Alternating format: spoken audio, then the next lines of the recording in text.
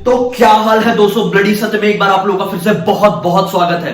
मैं हूं निखिल और आज आप लोगों के सामने एक ऐसी खौफनाक भूतिया कहानी लेकर आ गया हूं जो शायद आपको बाहर निकलने से रोक दे। जी हां दोस्तों, इस कहानी को सुनने के बाद बहुत सारे ऐसे लोग हैं जो रात के वक्त अपने घर से बाहर निकलना बंद कर सकते हैं।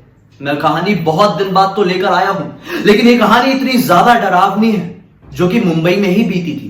आज से तकरीबन 3 साल पहले 18 साल का लड़का जिसका नाम था अभिषेक, उसके साथ ये खौफनाक कहानी बीती थी।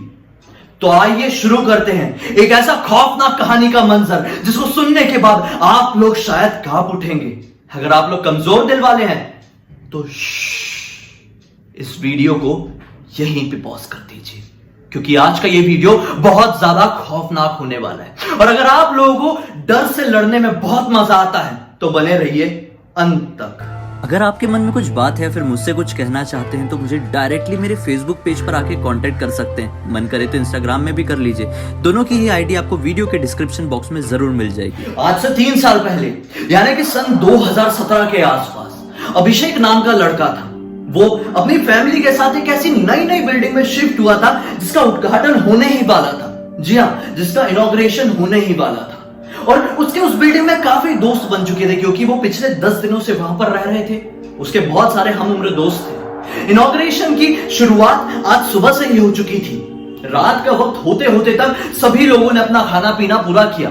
दूसरी तरफ अभिषेक और उसके कुछ दोस्तों ने प्लान बना के रखा था कि जब ये पूरी पार्टी खत्म हो जाएगी हम लोग रात के वक्त नाइट आउट करने के लिए बाहर जाएंगे। अभिषेक और उसका एक और दोस्त जिसका नाम था अमन, दोनों ही तैयार हो जाते हैं। अमन और अभिषेक मिलकर दोनों ही अपने बाकी के दोस्त को फोन लगाते हैं कि क्यों बाहर जाने का प्लान नहीं है क्या। याद है ना, हम लोगों ने डिसाइड किया था कि हमें बाहर घूमने के लिए जाना है। लेकिन शायद अफसोस कह सकते हैं, अफसोस की बात कह सकते हैं कि उनके बाकी के दोस्त बाहर जाने के लिए मना कर देते। इस वक्त रात के तकरीबन 1:30 बज रहे थे।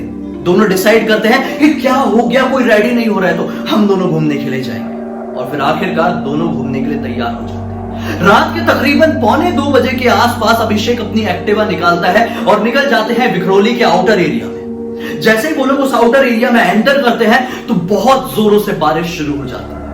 रात के लगभग 2 बज रहे हैं और बारिश इतनी तेज हो रही है कि उन्हें सर छुपाने को जगह नहीं मिल रही थी। और फिर वो लोग पाते हैं एक ऐसी बिल्डिंग जो कि एक अंडर कंस्ट्रक्शन बिल्डिंग थी, जिसमें काम तो काफी दिनों से रुका हुआ था। लेकिन उसे देखकर उन्हें ऐसा लग रहा था कि हाँ, हम लोग यहां पर अपना सर छुपा सकते हैं। जैसे ही वो लोग उस बिल्डिंग के छत के नीचे पहुंचते हैं तो क्या पाते हैं, बहुत ज्यादा हैरान हो जाते हैं। वो ये पाते हैं कि ये बिल्डिंग का तो शायद काम काफी दिनों से रुका हुआ है। लेकिन वो आपस में कुछ बात कर पाते, 5 मिनट ही बीते थे, लेकिन उन्हें उनके ऊपर वाले फ्लोर से जोर जोर से हथौड़ा पीटने की आवाज आने लगी। हैमर जो होता है ना, वो पीटने की आवाज आने लगी। अभिषेक सोचता है कि एक ऐसी बिल्डिंग जो कि अंडर कंस्ट्रक्शन है और पूरी तरह से अबंडेंट है, वहां पर कौन सा ऐसा वर्कर है जो रात के 2-2:15 बजे के आसपास इतनी रात का काम कर रहा है।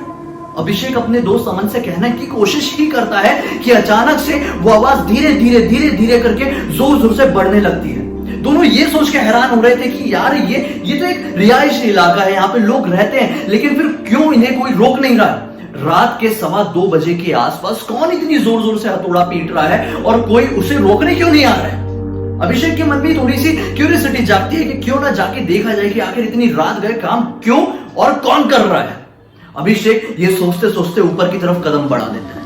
पीछे अमन भी उसके जा रहा था। जैसे ही वो लोग उस जगह पर पहुंचते जहां से ये आवाज आ रही थी, अचानक से वो आवाज बंद हो जाती है। जी हाँ दोस्तों, वो आवाज आना पूरी तरह से बंद हो जाती है। अभिषेक अमन को देखता है, अमन अभिषेक को देखता है। दोनों एक दूसरे से कुछ कह पाते उससे पहले ही वो आवाज उनको उनके ऊपर वाले फ्लोर से फिर से आने लगती है। वो आवाज जो भी फर्स्ट फ्लोर से आ रही थी वही सेम टू सेम आवाज सेकंड फ्लोर से आने लगती है। वो दोनों फिर से सोचते हैं कि अब क्या करें और फिर बिना कुछ बात किए वो आगे बढ़ जाते हैं सेकंड फ्लोर की तरफ। जैसे ही वो लोग सेकंड फ्लोर की तरफ पहुंचते तो क्या पाते हैं, इस बार वो आवाज फिर से वहां से नहीं आ रही थी। दोनों के मन में एक घबराहट उठ जाती है। दोनों कुछ बिना बोले नीचे की तरफ चले जाते हैं। जैसे ही वो लोग नीचे की तरफ पहुंचते हैं तो बारिश और बढ़ चुकी थी। इस वक्त रात के 3 बज चुके थे। वहां पर उनको पूरे 1 घंटे बीत चुके थे। वो आवाज कभी आती थी तो कभी रुक जाती थी, कभी आती थी तो कभी रुक जाती थी। लेकिन इस बार अभिषेक ने ठान लिया कि चाहे जो हो जाए वो उस आवाज के बारे में पता करके ही रहेगा। अभिषेक अपने दोस्त से कहता है कि तू यहीं पर रुक,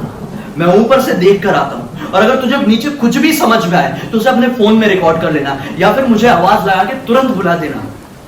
अभिषेक उसे ये कह के ऊपर की तरफ निकल जाता है। वो आवाज अभी भी आ ही रही है। अभिषेक उस आवाज का पीछा करते हुए उस जगह तक पहुंचता ही है कि अचानक से वो ना जाने क्या देखता है कि घबराहट के मारे भागते हुए वो नीचे आ जाता है। अमन ने उसको इतना तिलमिलाया हुआ कभी भी नहीं देखा था।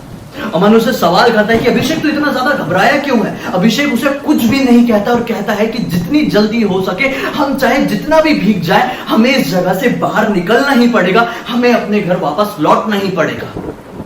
लगभग 3:15 बज चुके थे।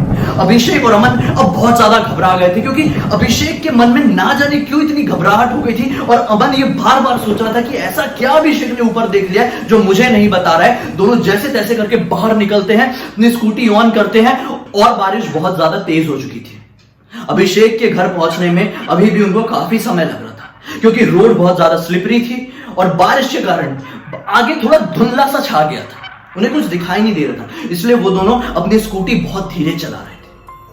लगभग 4:15 का आसपास का टाइम हो जाता है। दोनों अभिषेक के घर पे पहुंचते हैं। जैसे ही वो लोग अभिषेक के घर पे पहुंचते हैं तो अभिषेक पूरा ऊपर से नीचे तक कांप रहा था। अमन को ज्यादा ठंड नहीं लगी थी, अभिषेक को बहुत ज्यादा ठंड लग रही थी। भीगे दोनों थे, लेकिन ना जाने क्यों अमन इतना घबराया हुआ नहीं था। जैसे ही अभिषेक की मम्मी अभिषेक को देखती है तो थोड़ी हैरान हो जाती है कि आखिर इतनी रात गए भीग भाग के मेरे बच्चे आ कहां से रहे। अभिषेक को वो ये बोलती है कि तू अंदर जाके सो जा, मैं तेरे लिए गर्मा गर्म दूध ला देती हूं। और अमन भी अपने घर निकल जाता है। अगला दिन निकलता है। दोपहर के लगभग 12 बजे अमन अभिषेक के घर पहुंचता है तो क्या पाता है कि अभिषेक को तकरीबन 108 डिग्री का बुखार है। अभिषेक किसी से बात भी नहीं कर पा रहा है। घर से अभी अभी डॉक्टर गया ही था। अभिषेक दवाई खाकर सो रहा था। वहां पर दूसरी तरफ अभिषेक की मां बहुत ज्यादा परेशान थी। अभिषेक की मां अमन से ये सारी बातें पूछती है तो अमन घबराहट के कारण ये सारी बातें अभिषेक की मां को बता देता है। अभिषेक की मां बहुत ज्यादा गुस्सा होती है, अमन को बहुत ज्यादा डांटती है और बोलती है कि खबरदार, आज के बाद तुम रात के वक्त कभी भी बाहर नहीं निकलोगे।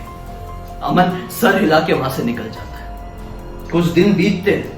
अभिषेक की भी तबीयत पूरी तरह से ठीक हो जाती है, लेकिन अभिषेक ने वहां पर क्या देखा था कभी भी किसी को नहीं बताया। वो राज अपने तक ही छुपा के रखा। लेकिन आखिर क्यों अभिषेक ने ये राज अपने तक छुपा के रखा? 20 दिन बाद अमन उसी अबंडन बिल्डिंग के घर के सामने वाले घर में पहुंचता है, जो कि उसके फ्रेंड की बिल्डिंग थी। वो अपने फ्रेंड के घर जाता है। उसका फ्रेंड तो उसे वहां पर नहीं मिलता है, लेकिन उसकी फ्रेंड की मम्मी अमन को मिलती है। अमन ये सारी बातें पूछता है कि आंटी ये क्यों, मतलब ये बिल्डिंग अबंडन्ड है, मैं 20 दिनों से यहाँ पे आसपास घूमते रहता हूँ, मैं देख रहा हूं कि अंडर कंस्ट्रक्शन बिल्डिंग है, फिर इसमें काम क्यों नहीं चलता है। पहले तो आंटी बहुत ज्यादा परेशान होती है, बहुत ज्यादा हैरान होती है कि आखिर अमन इस बिल्डिंग के बारे में क्यों पूछ रहा है। फिर आखिरकार वो आंटी उन्हें ये बताती है, जो सुनकर अमन की सिट्टी पिट्टी गुल हो जाती है। आंटी ने अमन को यह बताया कि इस बिल्डिंग का काम दरअसल चल रहा था। आज से तकरीबन 10 साल पहले उस बिल्डिंग में काम चल रहा था, कंस्ट्रक्शन हो रहा था, लेकिन काम करते करते उस बिल्डिंग के ऊपरी माले से, सबसे ऊपरी माले से एक वर्कर गिर गया था। उसकी जान चली गई थी। दरअसल उसने हार्नेस नहीं पहना था, और हार्नेस ना पहनने की वजह से उसका पैर फिसला और वो जमीन पर गिरा और उसकी डेथ हो गई ऑन द स्पॉट। उसके बाद से इस बिल्डिंग को बनाने की बहुत कोशिश की गई, लेकिन कभी भी कोई भी सक्सेस नहीं हो पाया। ना जाने कौन सी ऐसी अदृश्य शक्ति थी जो उस अबंडन बिल्डिंग को बनाने से बार बार रोक रही थी। कोई काम ही नहीं कर पा रहा था। और फिर आखिरकार उस बिल्डिंग का जो बिल्डर था उसने डिसीजन ले लिया कि इस बिल्डिंग से कोई ऐसी पैरानॉर्मल एक्टिविटी जुड़ गई है जो शायद इस बिल्डिंग का कंस्ट्रक्शन पूरा होने नहीं देती है। और फिर उस बिल्डिंग का काम वहीं पर रोक दिया गया। ना जाने कितने सारे वर्कर्स ने, कितने सारे लोगों ने यह बताया कि वो अक्सर एक ऐसी आत्मा को देखते हैं जो कि बहुत ज्यादा खौफनाक दिखती है, जिसे देखकर ऐसा लगता है कि उसके शरीर में बहुत ज्यादा चोटें लगी हुई है। आखिर कौन था? क्या वो कोई आत्मा थी या फिर कोई इंसान था? और अगर कोई इंसान था तो अभिषेक और अमन उस दिन, उस रात वो आवाज का पता क्यों नहीं लगा पाए थे?